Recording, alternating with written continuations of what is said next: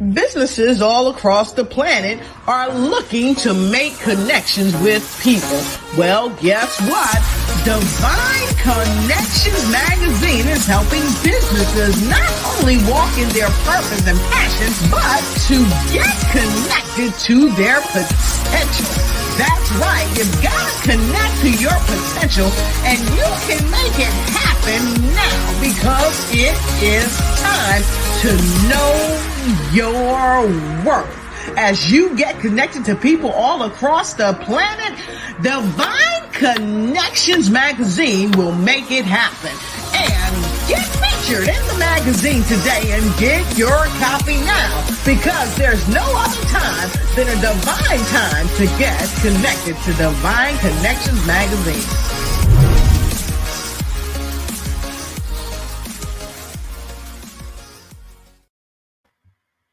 Daryl Goodman is the CEO of TS&F Consultant and Management LLC, a veteran-owned and operated family business that offers professional services for veterans. This company operates with a group of associate members with an average of 38 years of hands-on experience in their respective professions. They are committed to the highest principles, standards, and values to assure each client's success. To find out more, contact TS&F Consultant and Management LLC today. Just call 877-365-0817, extension 104.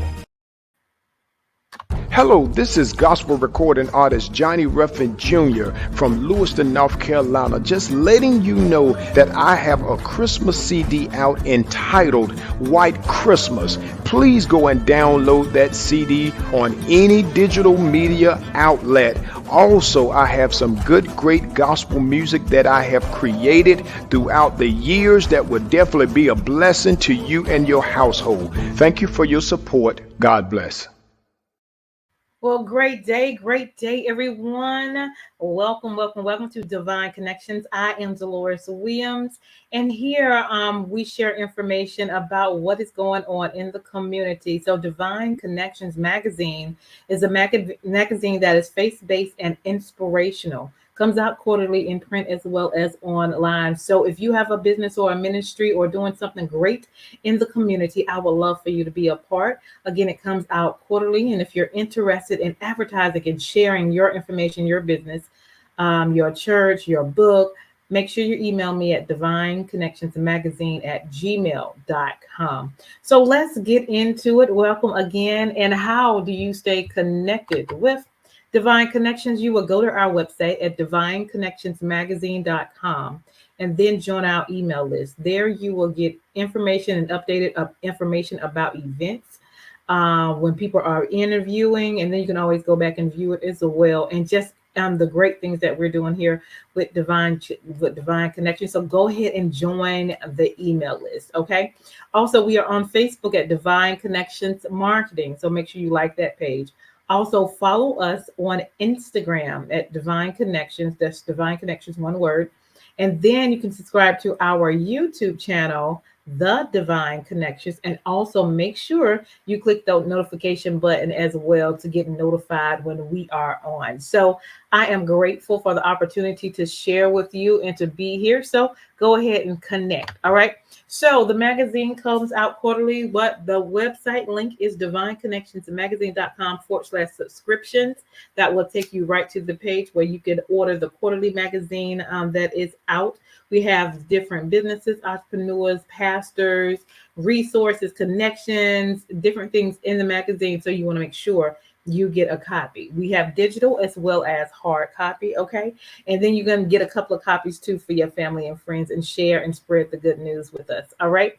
And next on the agenda, if you would like to be a sponsor, say like you have a 30-second commercial about your business or your ministry, we would love for you to be a sponsor. We can include that as I do the interviews on Wednesdays from the time of 3 to 6. We interview people in the community doing great things. We would love to have you in as a sponsor. It's played intro on the intro or the outro of our broadcast, and we share your good information for 3 months.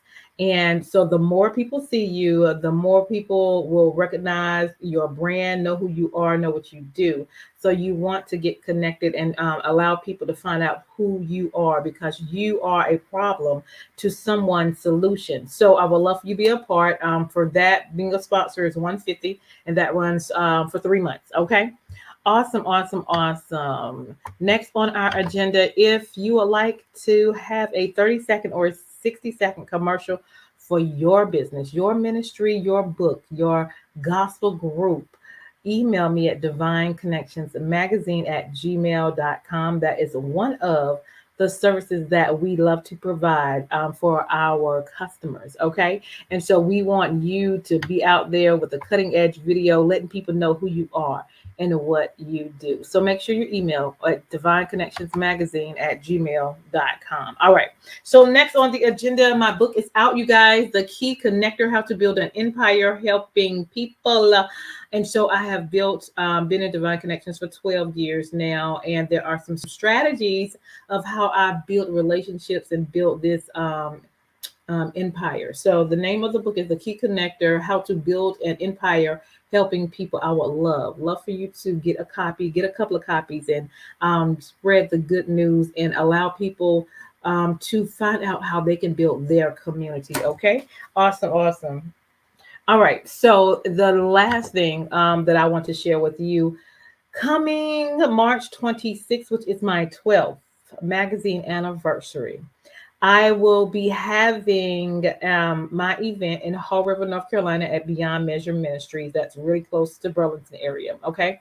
And so this year, or this coming up year, I will be celebrating women. Yes, we are phenomenal. We do great things. God definitely has blessed us. And so I want us to come together and give God all the glory. Share what you have, what God has given you. We'll have vendors, we'll have sponsorship, and then we'll have attendees. All right. So those are 3 ways that you can participate. All of those ways, you will also get featured in the magazine as well. So being attended and celebrated, that's a ticket of $45. Okay.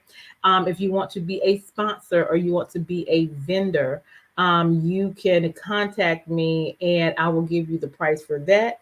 And know that you'll also get featured in the magazine, get 2 minutes in front of the audience, and we're going to make it happen. All right. So that's what we do. And I am excited about it. And then most of all, we're going to come together and give God all the honor, all the glory. We've of course been through a lot this year. But if God has allowed you to still be here and making it happen, we are here to celebrate and love on each other and give God all the glory. All right. So that date again is Saturday, March 26th. Okay. Go to this email, this website, Divine Connections Magazine at magazine.com/events. There you can purchase your tickets. Again, tickets are $45. And then if you want to be a vendor, if you want to be a sponsor, contact this information, which is 336-338-8903. Let me know what you're interested in, and I'll give you details from there. Or you can email me at divineconnectionsmagazine@gmail.com. Wonderful Jesus. All right. So next on our agenda, I'm going to share a little bit about the guest that's coming on next.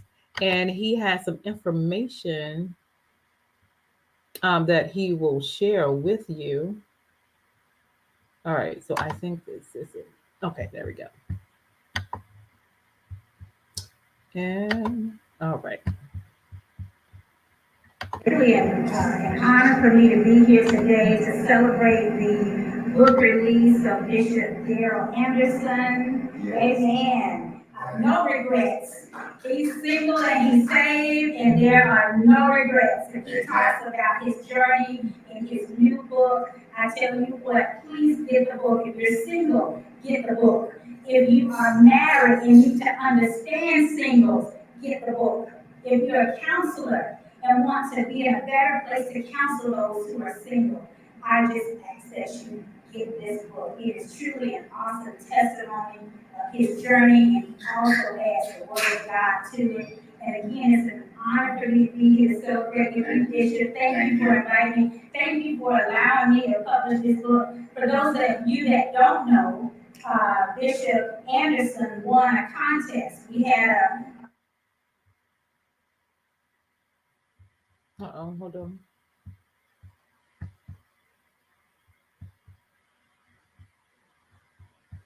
Yeah, give us a second.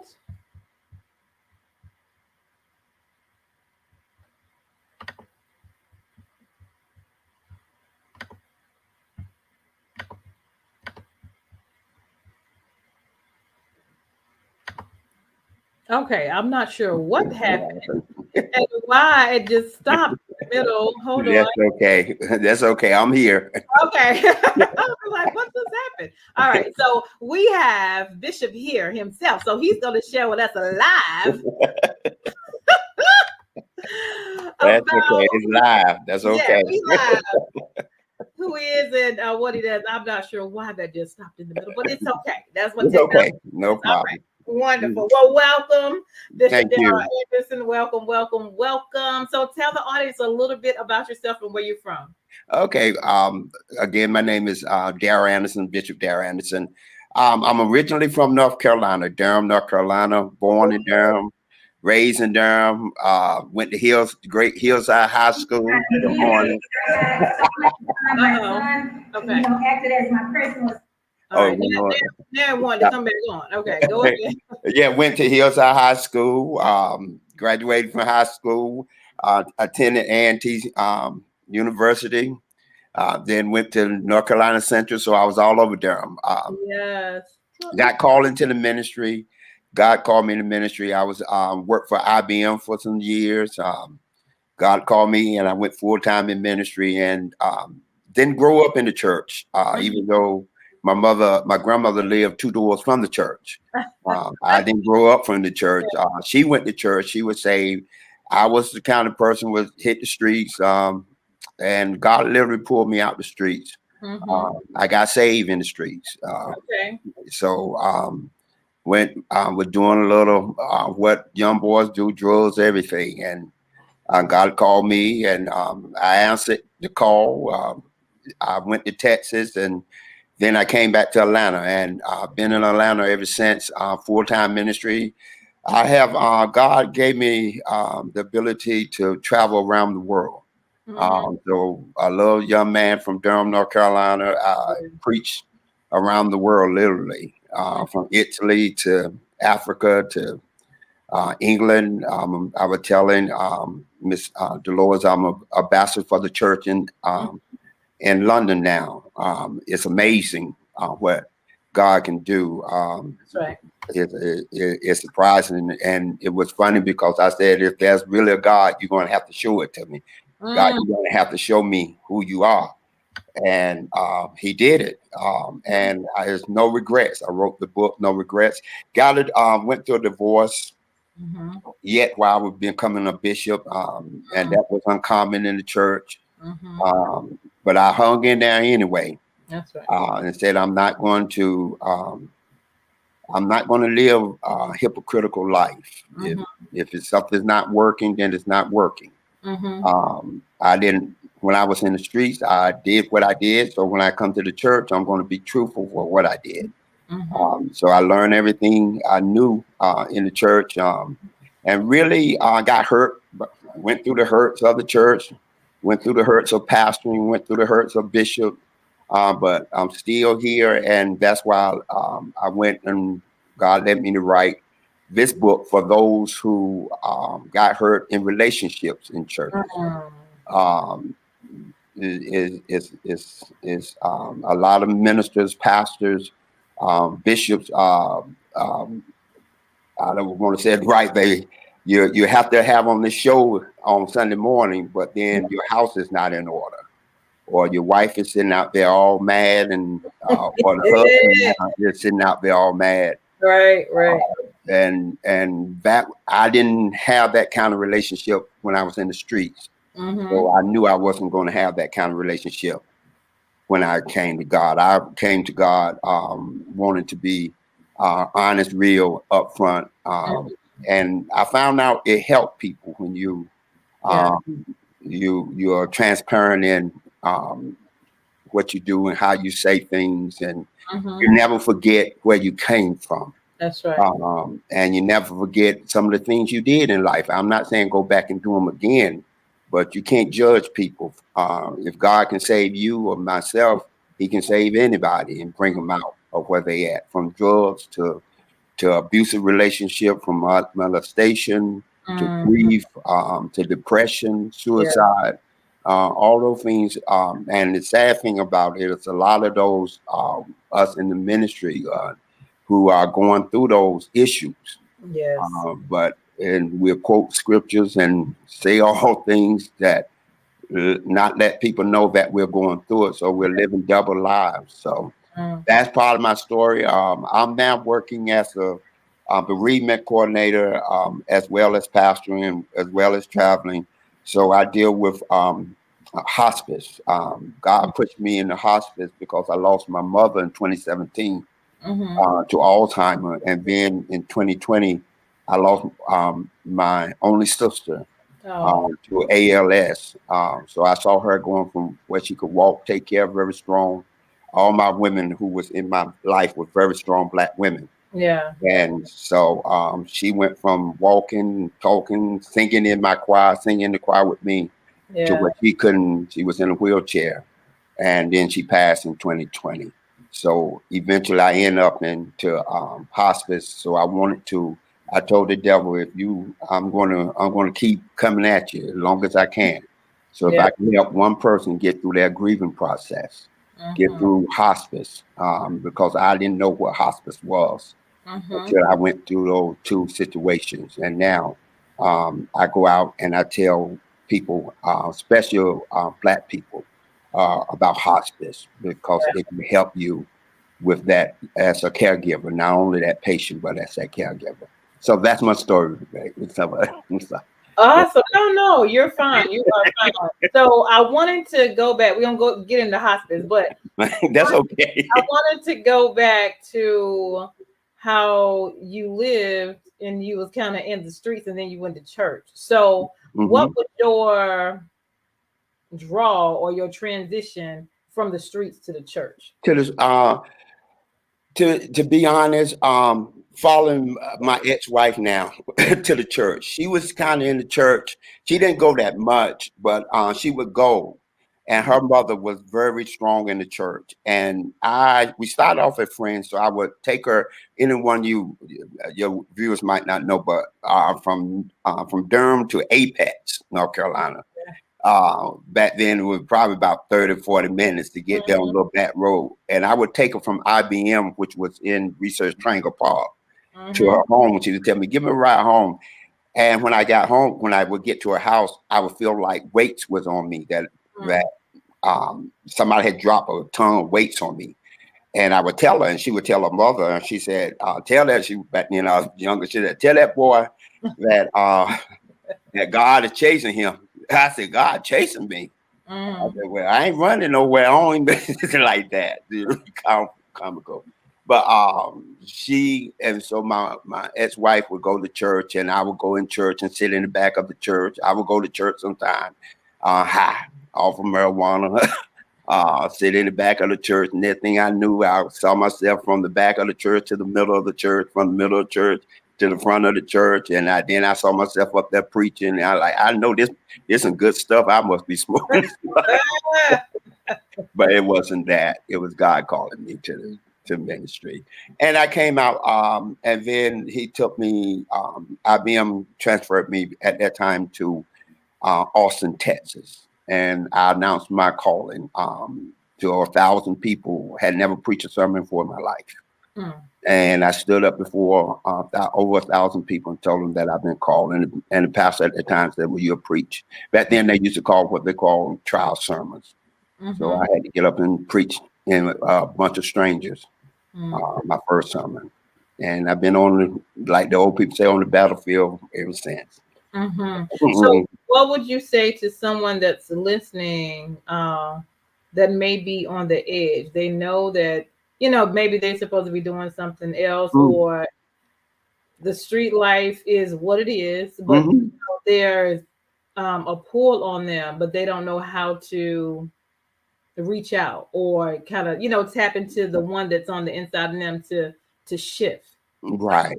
Is I would say this, and it's a difficult transition, especially for those of you us who wasn't raised in church, then go to church and then have a resistance or a rebellion against church, against pastors, against Christians, against. That was my whole thing. I wasn't going to give no pastor my money. I wasn't going to give no church my money. Uh, I wasn't even going to do any of that. But God has a way of capturing you, and making you surrender. The longer you go out there, and this is not about just, and I'm talking to those out there, it's not about just preaching. I would call to preach, do what I do. But you have a ministry, what you're doing. Might not get behind the pulpit, but this is your gift. Yes. You see, once you home in on your gifting, what God have got for you to do, and everybody from the drug dealer to the prostitute to whoever has that inside of them, and you have to home in on it and say, "This is what I got." Then the second thing, you can't be fearful. You can't be scared. Change is very scary for us. You know, we don't want to leave the norm. Right. And step out. Now that you're in church, you know, we call it faith. You don't want to step out. And if you want to succeed at anything, you have to step out beyond what's comfortable for you. And God sending me to Texas, away from my friends, away from drugs, away from selling drugs and all that. That got me to a place where I had to surrender, throw up my hands and say, "Hey, okay, I'm tired of being tired." Once you get tired of being tired, and nobody can make you do anything. You have to get tired of being tired and quit blaming other people for what you're going through.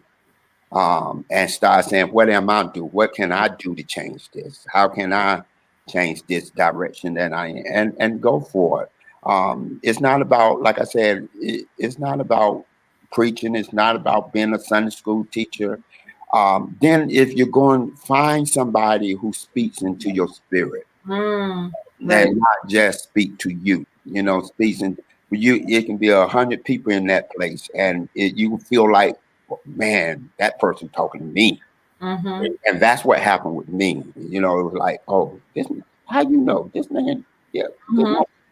And once God used that person to say, to minister to you, to pull you, and speak your language. He'll speak your language to you, and you'll know it's right. One thing about being in the streets, out there in the streets, you are very real. If you out there, you real. And nobody can deceive you too much, because you've been through hell and high waters to get where you are. Come on now.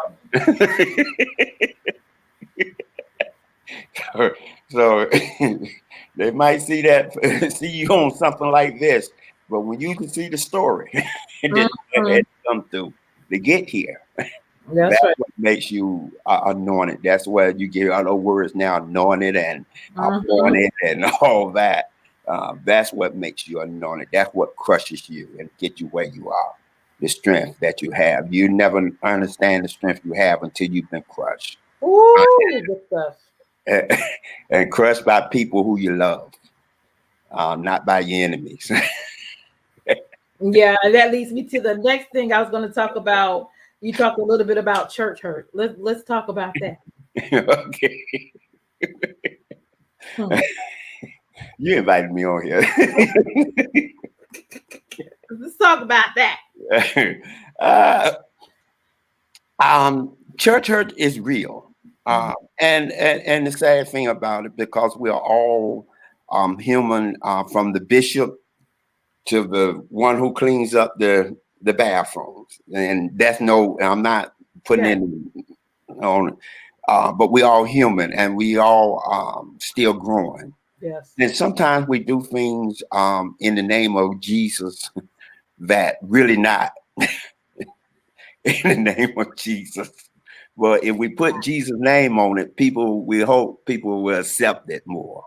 And so we're in it with a Jesus or something like that.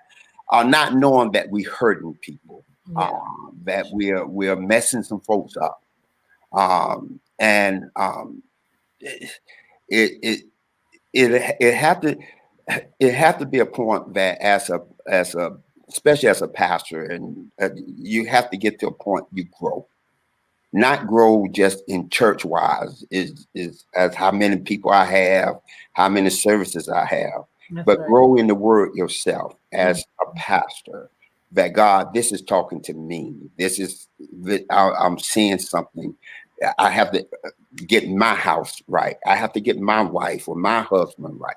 I have to I can't go out here and tell people what to do, how to do it. Not that I'm perfect.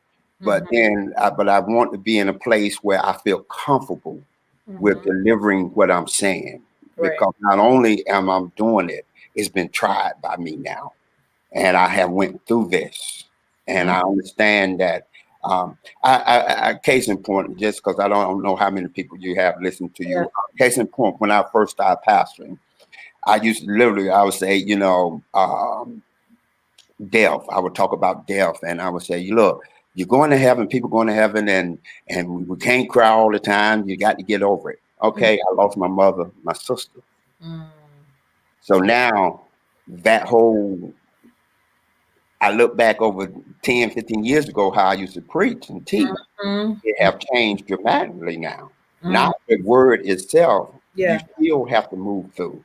But sometimes it takes people time to get through what they're going through. So I would have people come to my church say, well, Bishop, my daddy died 10 years ago, and I still cry. I say, girl, or man, you got to get over that. You know, the Lord been good to you. You got to have faith.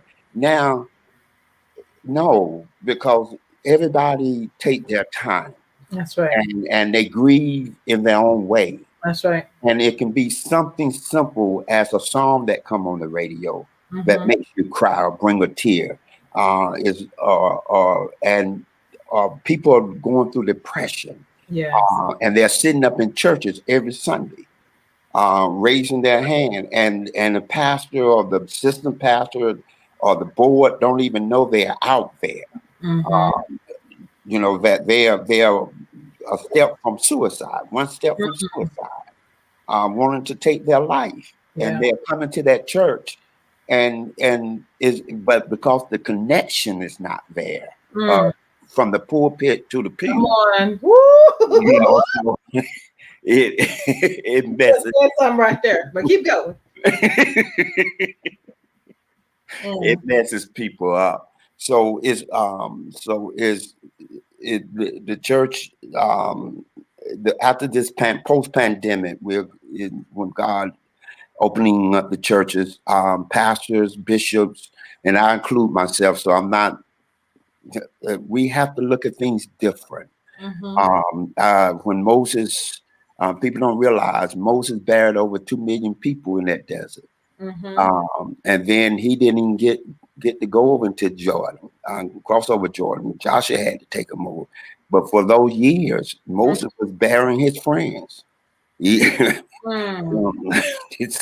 to sit there and do a funeral just about every day. Where God told him, well, I'm not going to allow you to take these people over there. It's going to be a whole new generation. But God said that, but Moses was human. He was compassionate, and he had came out with a lot of these folks, and he had to see them die there in the desert. Well, we're in that point. We're coming out of the pandemic. Some churches, some people, and we all done lost friends. We done lost neighbors, and people are hurting. So the church have to be aware that we can't get up and just preach a good time sermon. We have to understand that folks, relationships, abortion, women have had. Going through where they had abortion or molestation. There's a lot of things and your people sitting out there every Sunday. They're not just out there in your church, they're out there on your job. They're out there listening to this. we must be very aware of those type things. Mm-hmm. Yeah, yeah. So you talked about connections. Let's go back to that just a little.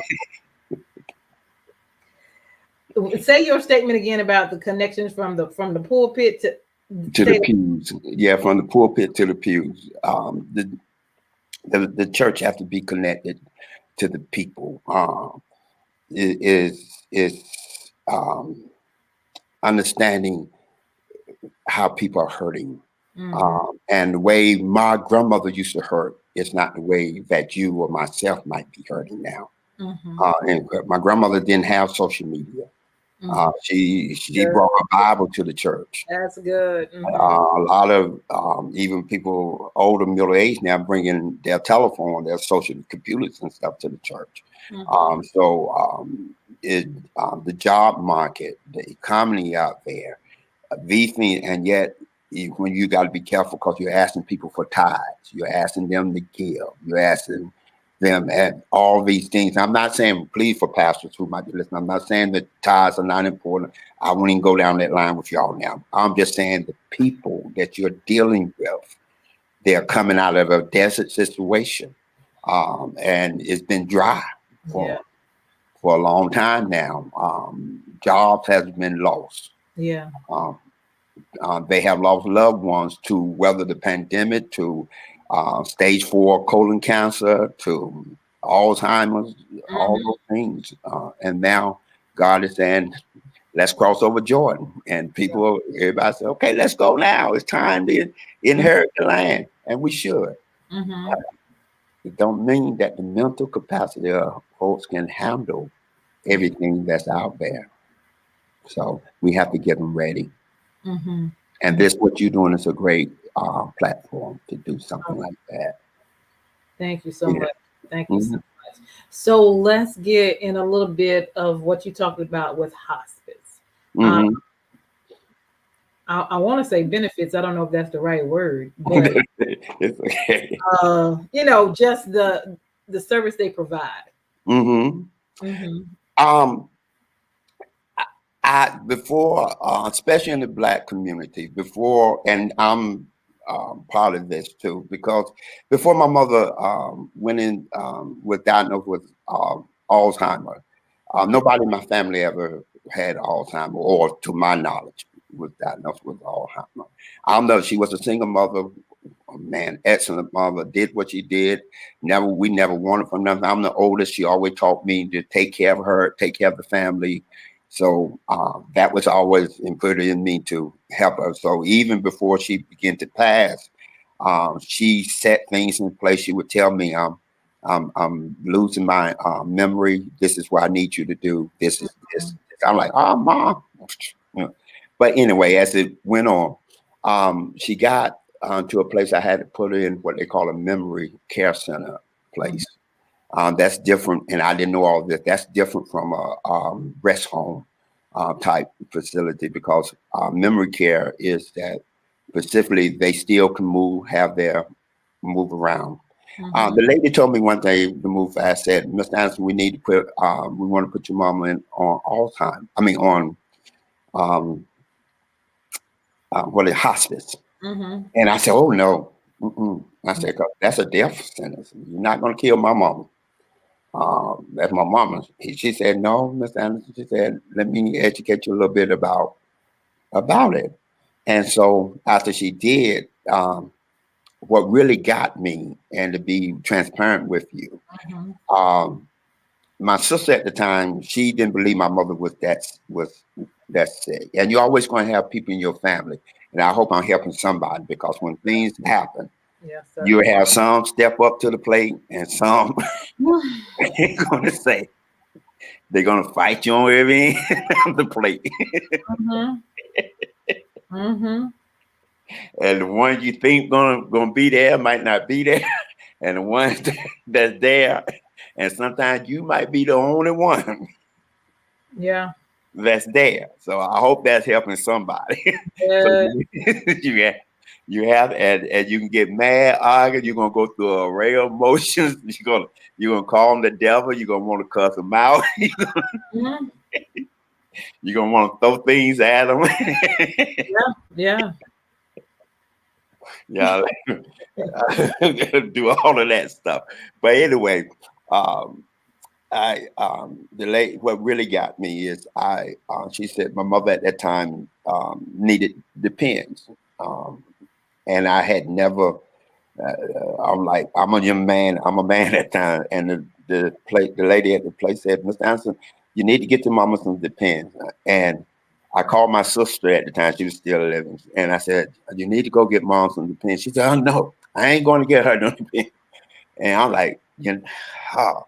So I'm walking in the grocery store, tears coming down my eyes, and I'm like, for real, I got to do this. Right. Not that I didn't want to do it, but it was just me as a son now getting buying her Yeah. this. Right. And I went on and I done it. But hospice came in, and one of the benefits you mentioned, I didn't have to do it no more. And when they told me we take care of all of that, that was like God speaking to me saying, I'm here. Yeah. I'm here for you. And so until she passed, she went on hospice and came off because she got better. Then she went back on and she passed. God eventually sent me to hospice, but I went through, after going through these experiences, I know now. Yeah.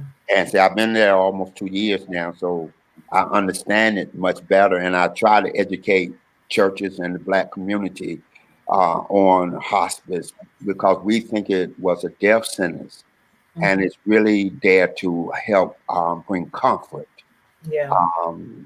to your family, and to especially to that one who we call the caregiver, who's there for that person.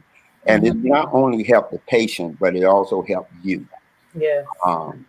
Because you get a team with you. You get somebody like myself who I'm also a chaplain. So that you get the chaplain, you get all this group, this team to come from a CNA to a RN to a social worker. If you can't, we help with the funeral home arrangements if you need that, whatever. And so it's a benefit to people, and I try to be there because that's the way I keep my mother alive and I keep my sister alive by doing this. And I get more reward out of it than I do pastoring, to be honest with you, because it's a hands-on. I'm right there. I'm closing that gap between the pulpit and the students. And I believe so. Every time I can help somebody or say something to somebody, and I'm meeting people, I have to call after someone passed. I'm the one who go and do counseling for the family. Okay.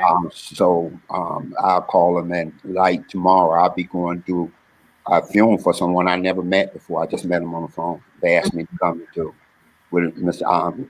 Bishop Anderson, will you come and just do the funeral for my brother?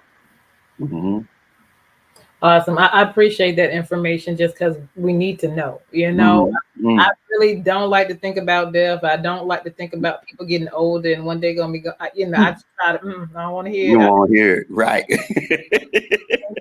I can't take it, but I know a lot of people talk about hospice, so I wanted you to share since you already experienced it. I definitely appreciate that. No problem. I love the spirit of your laughter because it's like, you've been going through a divorce or been through a divorce, church stuff, and with your mom and your sister going there, but you still have the spirit of joy. Yeah. Because the Lord God been good. And when I mean been good, this is not no church cliche. I'm just saying, because you're going to have your ups and your downs. Anybody, and especially with you doing what you're doing, I've been there, radio, I've done TV, radio, all that. So you have your ups and downs. You have people you think you can count on, and you find out you can't count on them. You have folks who get jealous of you for what you're doing, and that's for anybody. It don't have to be at this level. It can be at any level. And you really, you look at yourself and you say, well, what did I do to cause this? Or what did I do to cause this person not to like me no more or don't want to be around me no more? And if you're not careful, the enemy will block you and make you want to give up and make you want to stop. But you have to, those are the times that you got to know God with you. And most of the time, and I'm not just saying this because I'm a bitch, you got to know yourself. You got to know who you are as a person. And if you can figure that out, it takes some time. And I'm not trying to be funny. It takes some time for you to figure that out. Because life comes at you different ways. Jesus said in John 10:10, the thief come to kill, steal, and destroy, but I come that they may have life and have it more abundantly. Yes, yes. And life is presented to you each and every day. That's right. Abundant life comes through Christ. And it don't mean I own 10 businesses. I'm driving a Rolls Royce, a Maserati, and I have had 3 or 4 homes. Have lived in $1 million home and done all of that. But the greatest joy to me is being comfortable with God and in myself. Yeah. And if I can treat people right, do what's right, and even because if you don't have nobody coming at you, you ain't doing nothing. Woo! That's good stuff right there.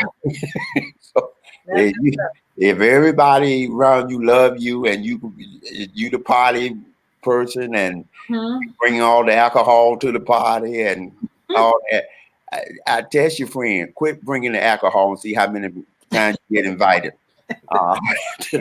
Quit bringing the blunts and see how many times you get invited to. Right. And all that. That's life. Yeah. That's life. It's no better in the church or outside the church. The only thing is that you have Christ in your life. That's right. And once you get Christ in your life, then whether you're going to church every Sunday, and don't get me wrong, I believe you should go to church because but everybody don't go to church every Sunday. Everybody don't believe the way we believe. But God have not turned his back on people. That's right. Just because they don't believe the way we believe, you know? And we got to understand that we can't force feed people Christianity. We have to show them through our living and through the way we treat each other and the way we love on each other and the way we are transparent with people. And for real with people, you know? Yeah. So, but anyway, I don't want to preach or teach about it. It's all good. I enjoy it. I appreciate it. So let's talk about 2 more things. Your book, and then we're gonna let you leave with us with a word of encouragement. So tell us about your book. Well, my book is called let me put it over here if I can get it. It's called No Regrets. Okay. No Regrets. Living the Saving Single Life. And it talks about, well, being honest, when I went from the time I went from not just a divorce but church and dealing with and I know what I'm saying, I'm just trying to it is I poured out myself. It's more about how the Bible view divorce, because you hear so much about it. How to date, and I'm not meaning just date, go out there and like on the internet and all that and date. I'm saying learning who you are and seeing the signs of dating. I got a section in here, a chapter for living the single unsaved and the changing views of the church. How the church perceive a single person. A lot of times you sing in the church, they won't put you, they don't want you around a married person because they think you're trying to get the husband. You're trying to get the wife. I've got a chapter said divorce is a blessing or a sin. Sometimes, getting away is a good thing. And a lot of pastors might not say that, but for you got to know it's time for me to go. It's time. It's time for me to go. And I talk about the pitfalls of single life. What are some of the pitfalls as it relates to the scripture? I talk about the Rahab pitfall. I talk about the pitfalls of um, i- i- if this person, um, what do we have in common and what we don't have in common? Mm. I also talk about being equally yoked. Because whether you're a Christian or not, one can be a Baptist, one can be a Methodist or be Pentecostal. Should I go to church once I get married, Bishop? I used to have this all the time, Bishop. If I get married, do I have to leave your church and go to my husband's church? Mm. Well, I ain't leaving your church. He got to come to me. So I go, baby, you got to go. You need to go. No, so it's a lot of things, especially, and it's for marriage too, because I was married for 20 something years.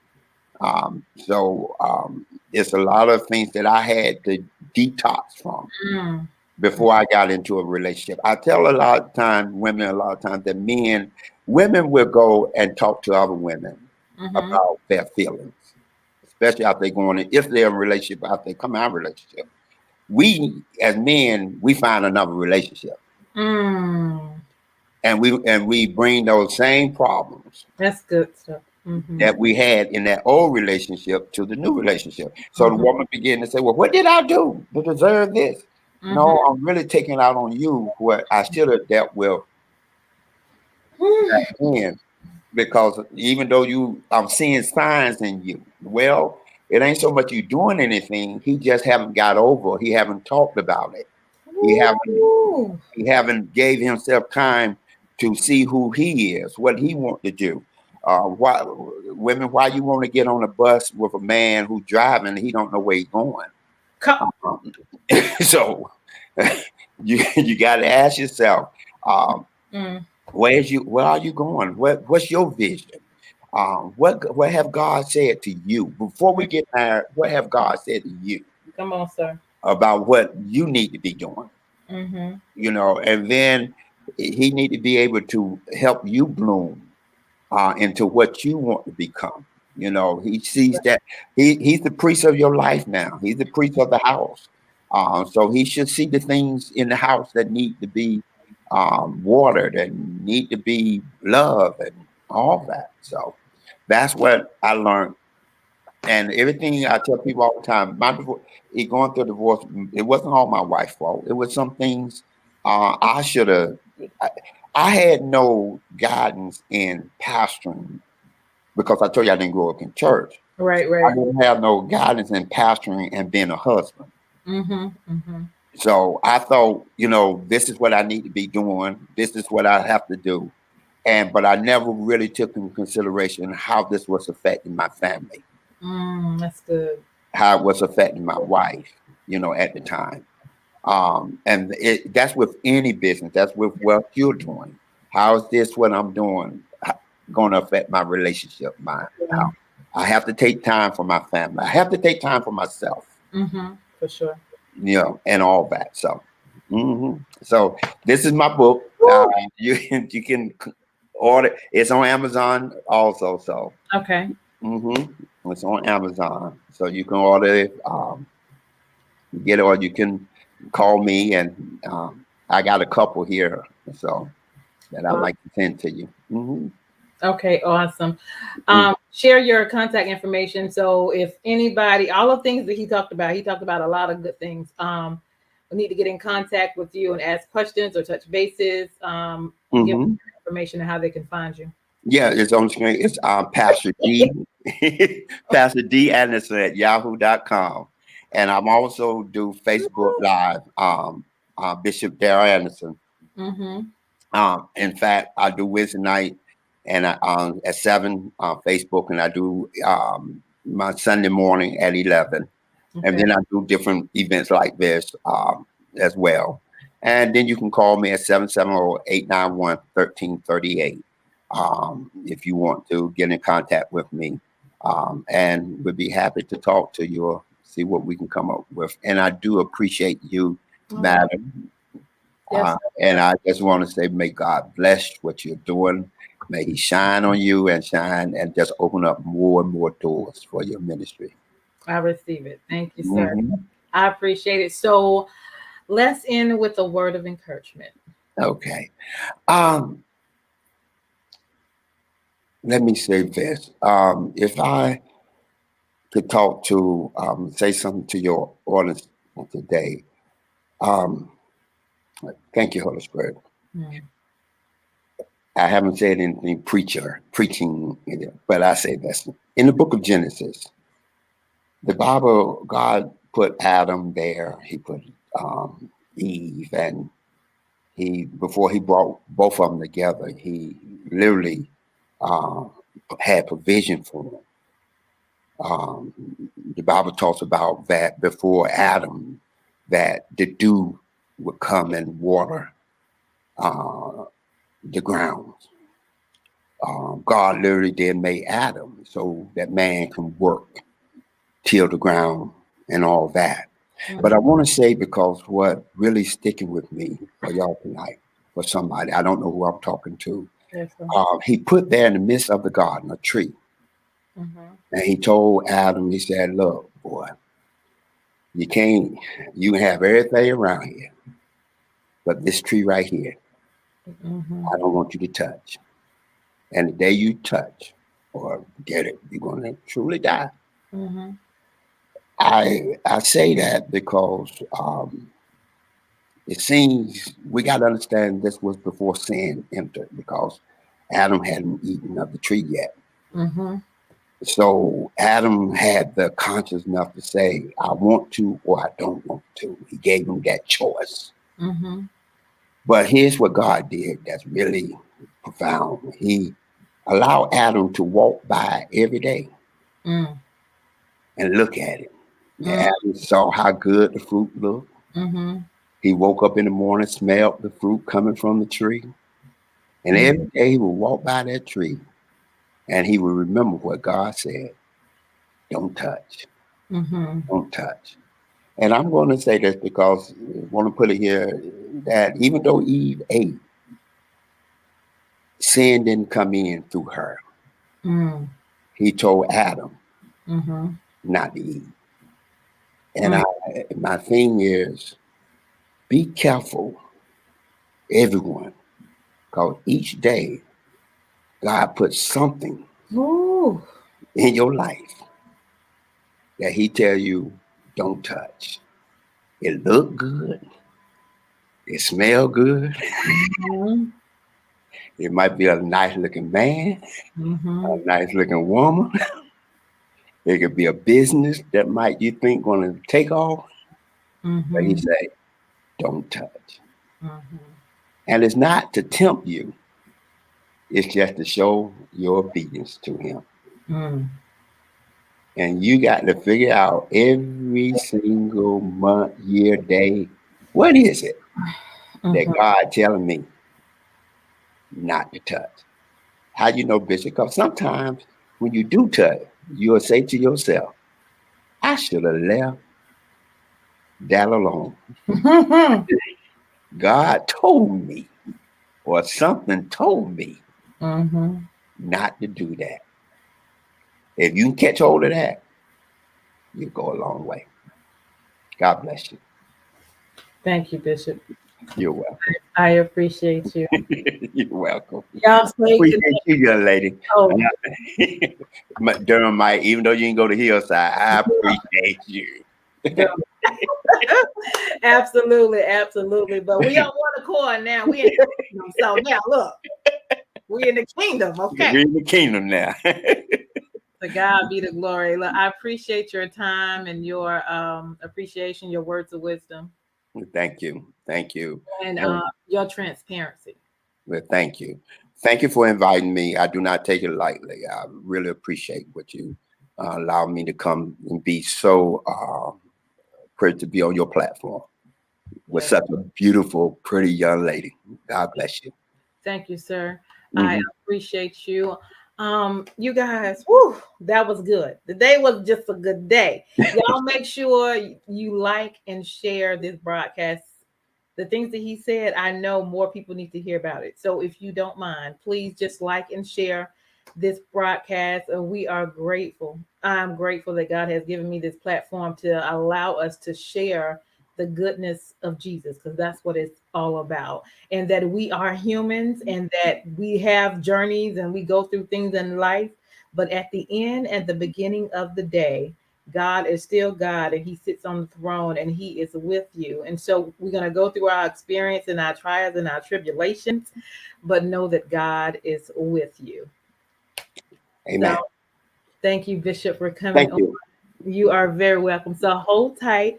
Thank you for coming and being my guest today. I am Deloris Williams with Divine Connections. Make sure you all stay connected to the number one divine connector, which is Jesus Christ. So thank you again, and hold tight, and we will turn it over to our sponsors. Okay? Hold tight.